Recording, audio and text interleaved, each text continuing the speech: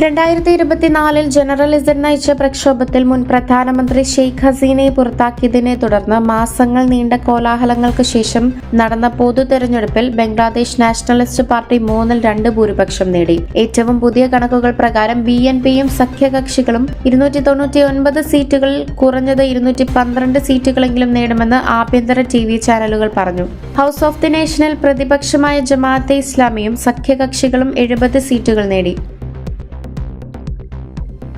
2026 നിർണായക തെരഞ്ഞെടുപ്പിൽ ചരിത്രപരമായ വിജയം കൈവരിക്കാൻ ഒരുങ്ങുന്നതിനാൽ തന്റെ പാർട്ടി വിജയറാലി നടത്തില്ലെന്ന് Bangladesh nationalist party chairman Tarique Rahman പറഞ്ഞു. ധാക്ക 17ഉം ബുഗുര 6ഉം നിയോജക മണ്ഡലങ്ങൾ വിജയിച്ചുകൊണ്ട് മിസ്റ്റർ റഹ്മാൻ ബംഗ്ലാദേശിന്റെ ചരിത്രത്തിൽ ശ്രദ്ധേയമായ രാഷ്ട്രീയ അരങ്ങേറ്റം കുറിച്ചു.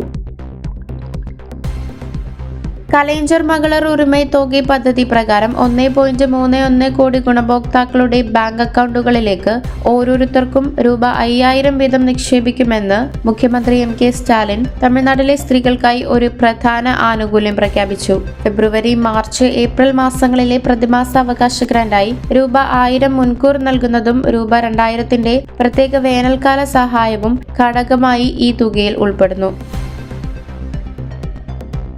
പ്രതിപക്ഷത്തിന്റെ പ്രതിഷേധവും മുദ്രാവാക്യങ്ങളും കാരണം നടപടികൾ ആരംഭിച്ച് മിനിറ്റുകൾക്ക് ശേഷം ലോക്സഭ നിർത്തിവെച്ചു. ഉച്ചയ്ക്ക് 12 മണിക്ക് സഭ പുനരാരംഭിക്കും.